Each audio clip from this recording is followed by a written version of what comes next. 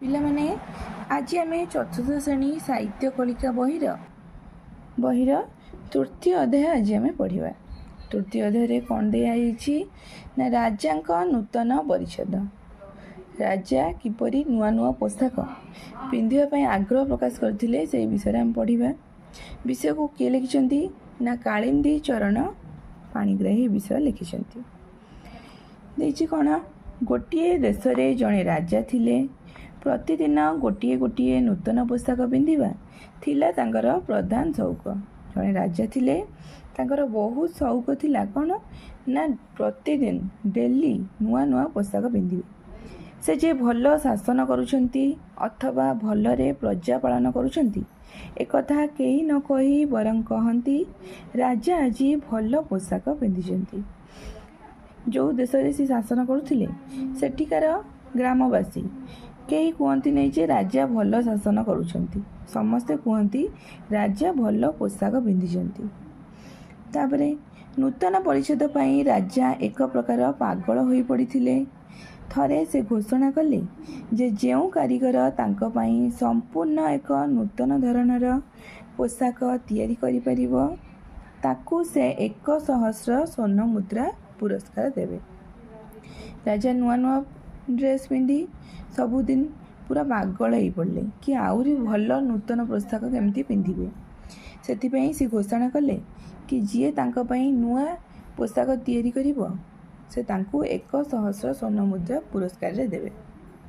ଏ ସମ୍ବାଦ ଶୁଣି 2 ଜଣ ଶଠ ଅର୍ଥ ଲୋଭରେ ରାଜାଙ୍କ ସମ୍ମୁଖରେ ଯାଇ ଉପସ୍ଥିତ ହୋଇ କହିଲେ, ମହାରାଜ, ଆମ୍ଭେ ସମ୍ପୂର୍ଣ୍ଣ ଏକ ନୂତନ ଧରଣର ପୋଷାକ ଆପଣଙ୍କ ନିମନ୍ତେ ପ୍ରସ୍ତୁତ କରିଦେବୁ।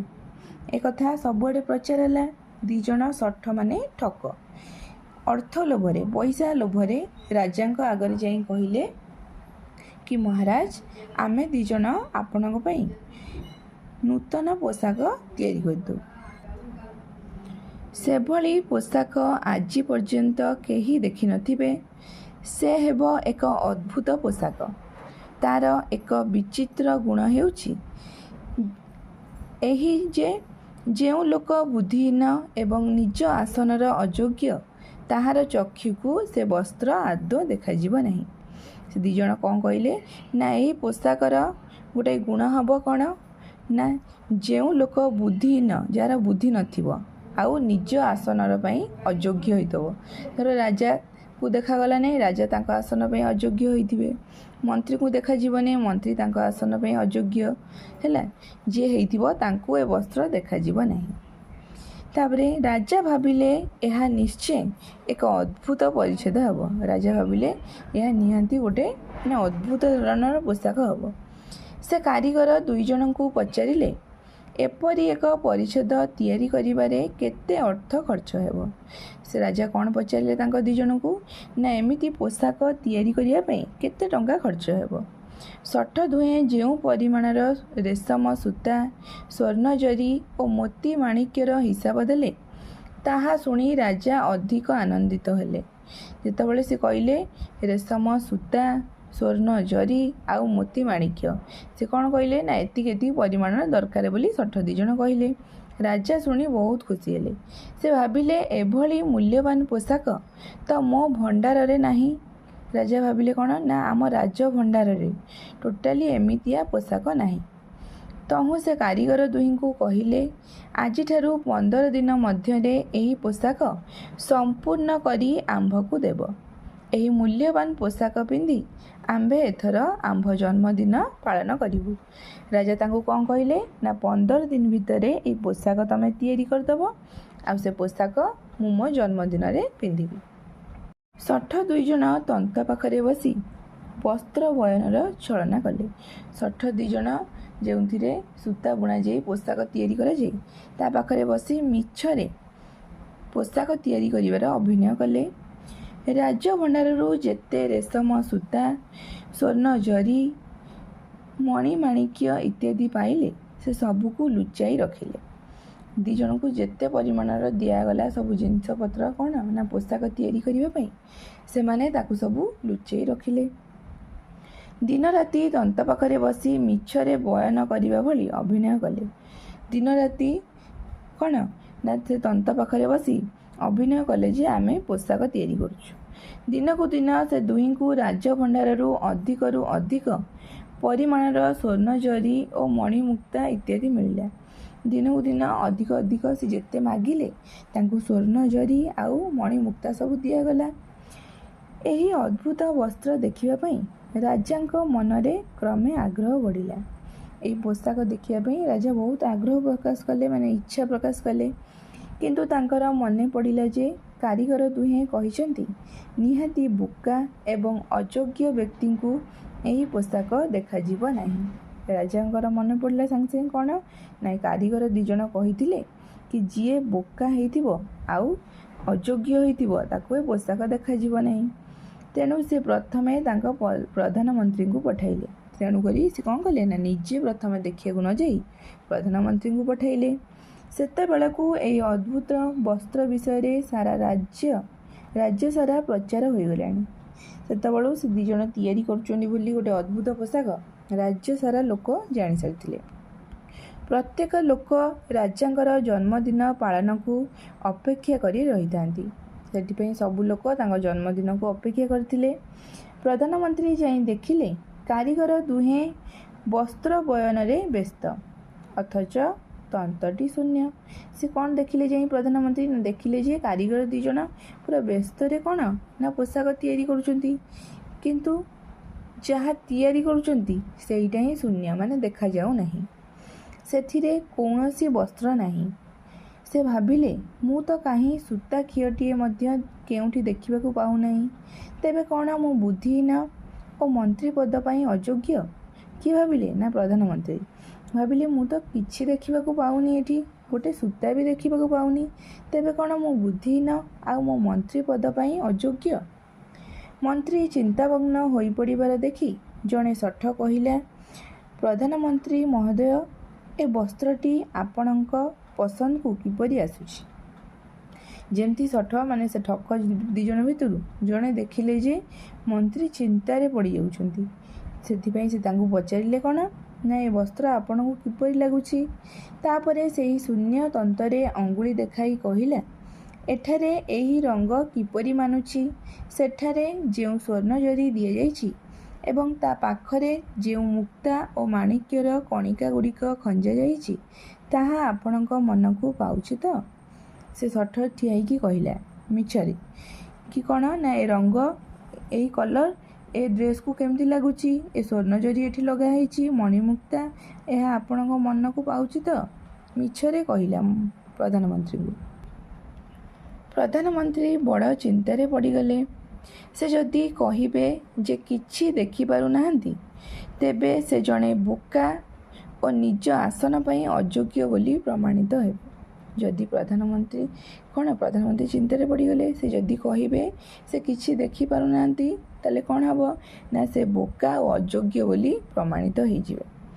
ରାଜା ହୁଏତ ଏହା ଜାଣି ତାଙ୍କୁ ପ୍ରଧାନମନ୍ତ୍ରୀ ପଦରୁ ତଡ଼ିଦେବେ। ତେଣୁ ସେ ମଧ୍ୟ ଛଳନା କରି କହିଲେ, ନିଶ୍ଚୟ ନିଶ୍ଚୟ, ଏହା ଏକ ଚମତ୍କାର ପୋଷାକ, ରାଜାଙ୍କ ଦେହକୁ ଏହା ଖୁବ୍ ମାନିବ। ସେ ମଧ୍ୟ କ'ଣ ନା ମିଛରେ କହିଲେ କ'ଣ ନା ଏହା ବହୁତ ସୁନ୍ଦର ଦେଖାଯାଉଛି ଆଉ ରାଜାଙ୍କ ଦେହକୁ ଖୁବ୍ ମାନିବ। ଏହାପରେ ସେ ରାଜାଙ୍କ ନିକଟକୁ ଫେରିଆସି ସେହି କଥା କହିଲେ। ରାଜା ଏଥର ତାଙ୍କ ପ୍ରଧାନ ବିଚାରପତିଙ୍କୁ ପଠାଇଲେ। ରାଜାଙ୍କ ପାଖକୁ ଫେରିଆସି କହିଲେ ସବୁ କଥା। ତାପରେ ରାଜା ଏଥର କ'ଣ ନା ପ୍ରଧାନ ବିଚାରପତିଙ୍କୁ ପଠାଇଲେ। ତାଙ୍କର ମଧ୍ୟ ସେହି ଅବସ୍ଥା ହେଲା। ସେ ତନ୍ତରେ କୌଣସି ବସ୍ତ୍ର ନ ଦେଖି ବିଚାରିଲେ କ'ଣ ମୁଁ ପ୍ରଧାନ ବିଚାରପତି ଭାବରେ କେତେ କେତେ ମାମଲାର ବିଚାର କରି ତା'ର ସମାଧାନ କରିଛି। ନ୍ୟାୟ ବିଚାର ପାଇଁ ସମସ୍ତଙ୍କ ଦ୍ୱାରା ପ୍ରଶଂସିତ ହୋଇଛି। ପ୍ରଧାନ ବିଚାରପତି ଯେତେବେଳେ ଗଲେ ପୋଷାକ ଦେଖିବାକୁ ତାଙ୍କୁ ମଧ୍ୟ ଦେଖାଗଲା ନାହିଁ। ସେ ଭାବିଲେ ମୁଁ ଏତେ କ'ଣ ନା ବିଚାର କରିଛି, ଏତେ ମାମଲା ସବୁ କ'ଣ ନା ସମାଧାନ କରିଛି ଆଉ ଲୋକଙ୍କ ଦ୍ୱାରା ବହୁତ ପ୍ରଶଂସା ବି ପାଇଛି। ତାହେଲେ ମୁଁ ତେବେ କ'ଣ ବୁଦ୍ଧିହୀନ ଓ ପ୍ରଧାନ ବିଚାରପତି ପଦ ପାଇଁ ଅଯୋଗ୍ୟ?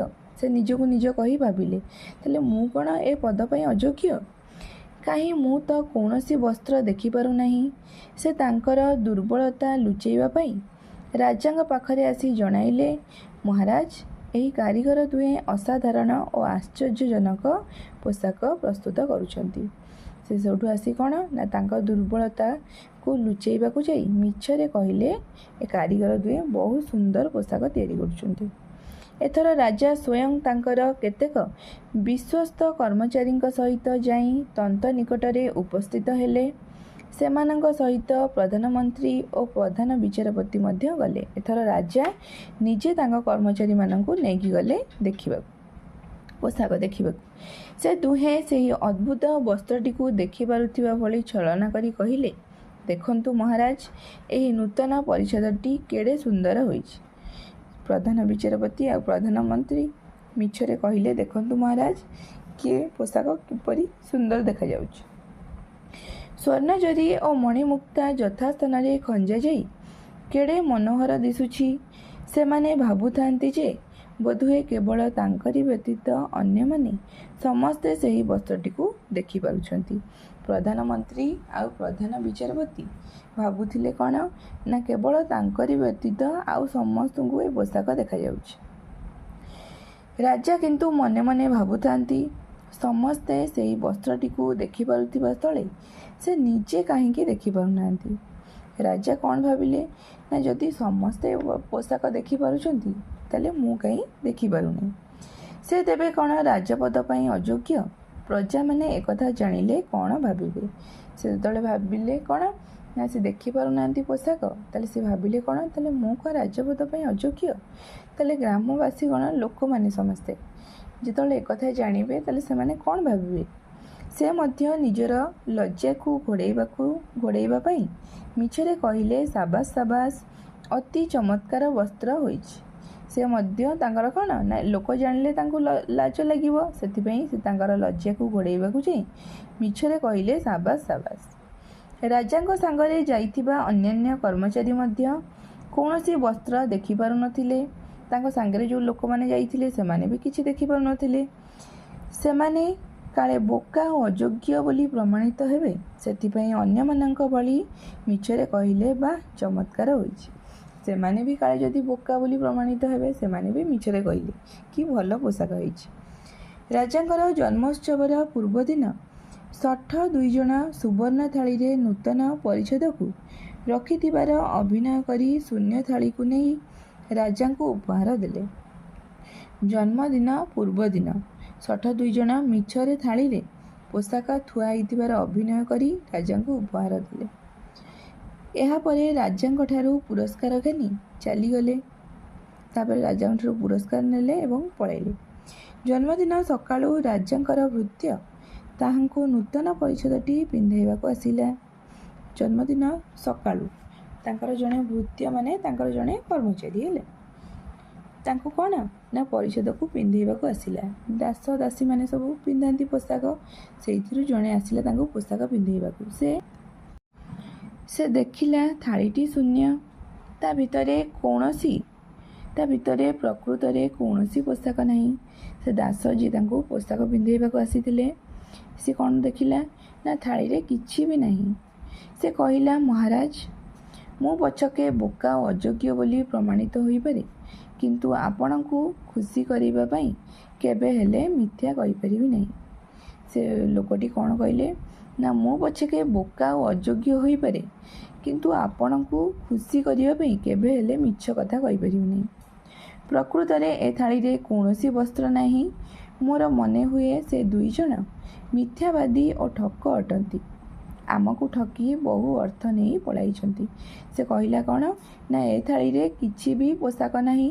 ମୁଁ ଭାବୁଛି ସେ 2 ଜଣ କ'ଣ ମିଛ କହୁଛନ୍ତି ଆଉ ଠକ, ଆଉ ଆମକୁ ଠକି ବହୁ ଅର୍ଥ ସବୁ ନେଇକି ପଳାଇଛନ୍ତି। ରାଜା ଏଇ କଥା ଶୁଣି ନିଜର ଭ୍ରମ ବୁଝିପାରିଲେ ଏବଂ ମନେ ମନେ ଅତ୍ୟନ୍ତ ଲଜ୍ଜିତ ହେଲେ। ରାଜା ଏକଥା ଶୁଣି ନିଜର ଭୁଲ ବୁଝିପାରିଲେ, ଭ୍ରମ ମାନେ ଭୁଲ, ନିଜ ଭୁଲ ବୁଝିପାରିଲେ ଏବଂ ନିଜ ମନେ ମନେ ଅତ୍ୟନ୍ତ ଲଜ୍ଜିତ ହେଲେ। ବହୁତ ଲାଜ ଲାଗିଲା ତାଙ୍କୁ। ସେଇଦିନ ତାଙ୍କର ସୌଖିନ ପୋଷାକ ପ୍ରତି ମମତା ଛାଡ଼ିଗଲା। ସେ ଏଣିକି ରାଜ୍ୟ କାର୍ଯ୍ୟରେ ମନୋନିବେଶ କଲେ। ସେଇଦିନ ଠାରୁ ତାଙ୍କର କ'ଣ ନା ନୂଆ ନୂଆ ପୋଷାକ ପିନ୍ଧିବାର ସଉକ ଛାଡ଼ିଗଲା। ତାପରେ ସେ ରାଜା କ'ଣ କଲେ ନା ରାଜ କାର୍ଯ୍ୟରେ ମନୋନିବେଶ କଲେ। ଶଠ 2 ଜଣ ସମଗ୍ର ରାଜ୍ୟର ଲୋକଙ୍କୁ ବୋକା ଓ ଅଯୋଗ୍ୟ ପ୍ରମାଣ କରି ପ୍ରଚୁର ଅର୍ଥ ନେଇ ଚାଲିଯିବା ପୂର୍ବରୁ ଧରା ପଡ଼ି କଠିନ ଶାସ୍ତି ଭୋଗ କଲେ। ସେ 2 ଜଣ କ'ଣ ନା ଶଠ ଲୋକମାନ ସମସ୍ତଙ୍କୁ ଆଉ ରାଜାଙ୍କୁ ମଧ୍ୟ ବୋକା ଓ ଅଯୋଗ୍ୟ ପ୍ରମାଣ କରିଥିବାରୁ ତାଙ୍କୁ ରାଜା କ'ଣ ନା ଧରି ଶାସ୍ତି ଦେଲେ।